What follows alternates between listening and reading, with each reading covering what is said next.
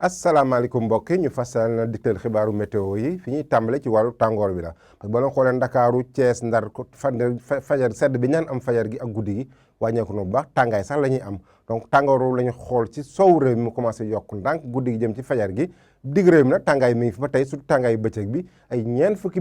degré ak juróom la ñuy am ci gox-goxaan yu bëri surtout ci côté Fuuta bi jëm côté Bakel ñu xool nataalu niir ci Afrique sowu jant nu mu tuddee niir yi daanaka bëriwul asamaan soo xam ne lu leer la am jant bi na fenklu bu baax ci bëccëg bi ay niir yoo xam peneen saa mu indi taw nañ ko am ci côté Mali bi ak côté Guinée bi mais côté Sénégal moom asamaan su leer la ñu am ak ay niir yu ba yenn saay ñu xool tàngooru guddi gi même jëm ci fajar lu ñuy am tàngoor bi maanaam fa muy gën a tuutee rek mooy Ndar mu am fukki degré ak juróom-ñeent ñaar fukki degré ñu am ko fële ca Ndakaaru Mbuur tam am fukki degré juróom-ñeent li ci des yëpp ñaar fukki degré ak lu tegal la ñu am daanam guddi gi mi ngi commencé di tàng ndànk-ndànk si digg réew mi ak côté bët Saalum réew mi nga xam ne ñaar fukki degré ak ñaar nañ ko am fële ca Ziguinchor ñaar fukki degré ñett ñu am ko Sédhiou bu ñu duggee ba ci réew mi Kolda daan am ñaar fukki degré juróom guddi gi ñaar fukki degré juróom benn ñu am ko ci Kaffrine bi ñaar fukki degré juróom ñu am ko Bakel ñaar fukki degré juróom ñaar ñu am ko Linguère fate ca Podor na am fanweer degré ci guddi gi na tàng lool ci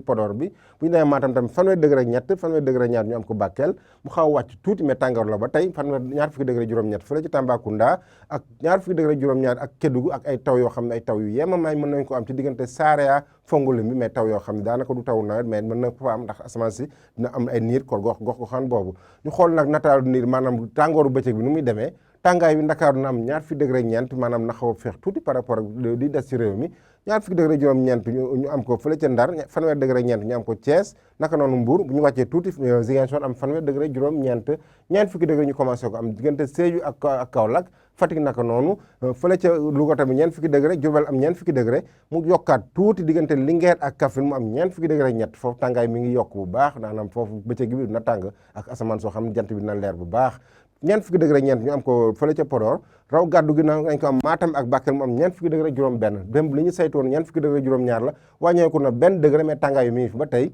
Tambacounda am ñeent fukki degré ñaar Kédougou am ñeent fukki degré ci ak ay taw yoo xam ne yemama ñu am ko ci diggante frontière Sénégal ak Guinée donc bu ñu ko tënkee tàngaay bi mi ngi commencé yokk ndànk ci guddi gi jëm ci fajar gi diggante Ndakaaru ak Ndar mais tàngaayu bëccëg moom fës na bu baax ci digg réew mi diggante Matam ak Bakel foofu na am ñeent fukki degré juróom benn tàngaar bu fës la donc mbokk yi loolu la ñu amoon tënk di leen ko jox di leen jox dig daje ba suba ak jàmm wasalaam